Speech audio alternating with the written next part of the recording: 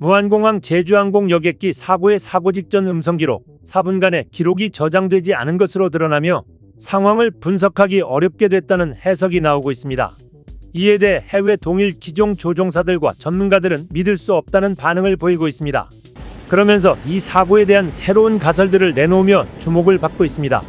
그 내용들 그들의 분석을 통해 좀 더 자세히 알아보겠습니다. 집중해서 보시기 바랍니다.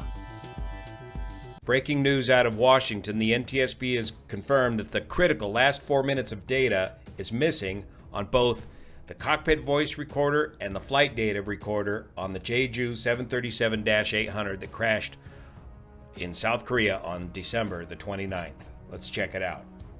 These critical last 4 minutes of missing data correlate with the fact that the ADSB data was also missing for those last 4 minutes, and it looks like the last word that we heard from the crew was at 8:59 when they declared the Mayday. So 8:59 to 9:03 is roughly those last 4 minutes, indicating to me that this crew or this aircraft suffered some sort of major electrical failure.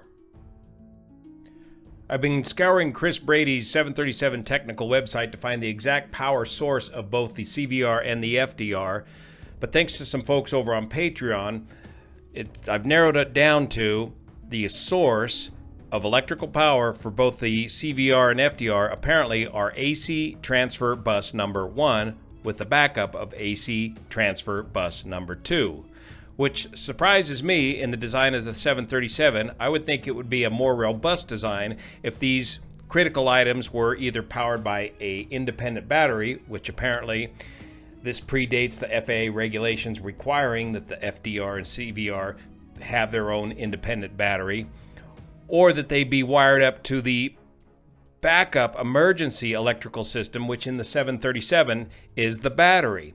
In the event of the 737, if you were to lose the left AC bus and the right AC bus, the electrical system will default to the battery or the standby electrical system via the hot battery bus, which is hardwired to the battery, the switched hot battery bus, the battery bus, the DC standby bus, and the AC standby bus through this static inverter.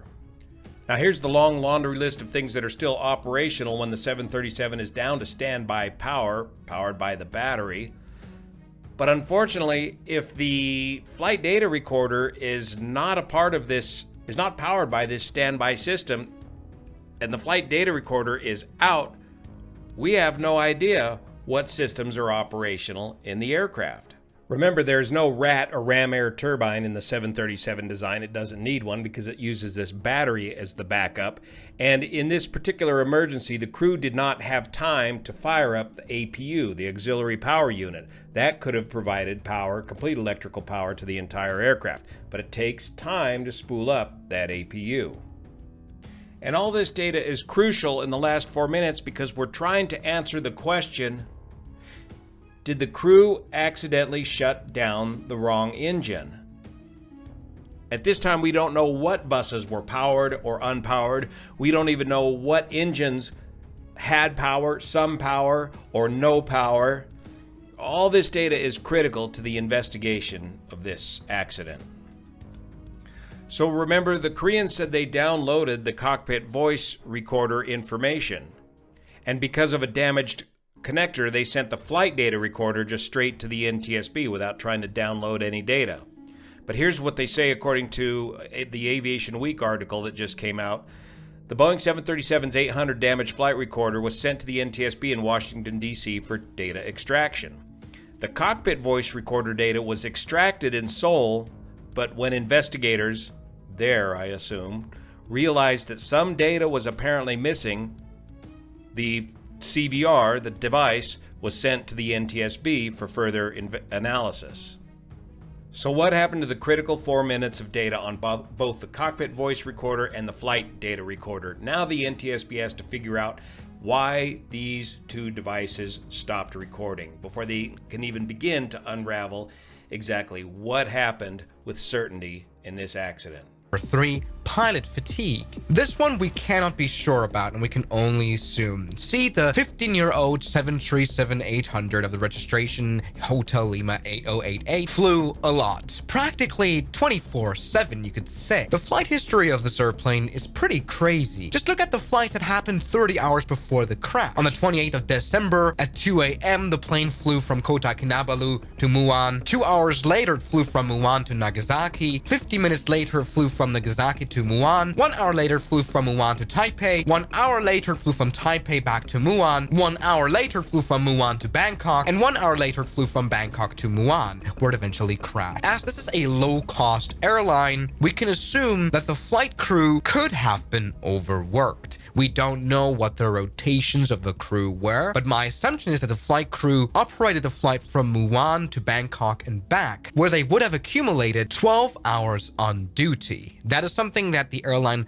should have to investigate. Maybe this is totally wrong, but I reckon pilot fatigue could be a big contributing factor to the crash. That everybody's been waiting for the contents of these black boxes to help shed some light on the incident. Today, the South Korean authorities have announced that they've processed the data from both of these recorders. Today, they announced that both of these recorders stopped recording 4 minutes before the crash. This is coincidentally at the exact same time that the plane stopped transmitting ADS-B location data. It's important to note that the data wasn't corrupted, the data just never existed. Many systems in the 737 are powered by only one of the two AC or DC power buses. They were still able to communicate with air traffic control, meaning there probably wasn't a complete electrical failure, but it does indicate that an electrical failure was a contributing factor. But first, we need to talk about another accident. Why did Jeju Air Flight 2216 turn out so badly when this other accident that looks so similar turned out so differently? This was LOT Polish Airways Flight 16, and it had 231 people on board with no fatalities. To understand what made these two flights so different, we're going to need to go into the details of the incident. Flight 16 started in New York, and just after takeoff, after they retracted the landing gear, they got a warning saying that the hydraulic system had failed. After consulting with some experts, they determined that hydraulic failure would only affect their landing gear, and they had a backup electrical system that would extend the gear when they got to their destination. However, when they got to Warsaw, neither of those systems worked. After troubleshooting for an hour, they lowered the flaps and set up for a low-energy landing. After touching down early on the runway, the pilots kept the plane straight, allowing it to slow down before the end. The key factor was time. They performed all their checklists and prepared themselves for an unconventional landing. The total time between the first approach and the final touchdown was over an hour. Jeju Flight 2216, on the other hand, had less than 3 minutes between declaring a mayday and touching down. They would have had no time to perform their checklist or set up for a low-energy landing. The plane touched down nearly halfway down the runway instead of at the beginning, and some estimates have put the plane landing at over 200 knots. Many pilots have asked the question why they would choose to do a go-around after a bird strike. Many pilots would have made the decision to continue and land, but the answer, as usual, might just be in the data. In the ADS-B data, right before we lose track of them, we notice wild swings in vertical speed. This would be consistent with the pilots doing evasive maneuver to get around birds. With swings that wild, it may meet the definition of an unstable approach, and depending on the SOPs of Jeju Air, that may require them to do a go-around. Many have noted that it appears the right engine of Jeju Air Flight 2216 was running, and the sound of jet engines can be heard during the final sequence. Some have even speculated that they might have even had enough power to go around and try again. But we have to understand a bit about how these high bypass engines work, like the CFM56 found in the Boeing 737. The central section of the engine compresses air, ignites it with fuel, and throws it out the back to produce power. Part of that power is harvested with a turbine, which is used to turn a fan at the front of the engine. In these engines, around 80% of the thrust is produced using those fans. But those fans are also the most vulnerable to impact, as they'd be the first place a bird would strike. It is entirely possible that that fan was crippled while the central core was still producing around 20% thrust. To make matters worse, the reverse thrust works entirely on that fan. If the pilots put the engine in reverse with the fan being inoperative, they may have inadvertently only been adding forward thrust. Alarmingly, South Korean authorities have performed police raids on Jeju Air as well as the Muon Airport Authority. This may indicate that they weren't cooperating with the investigation or that political interference may be involved.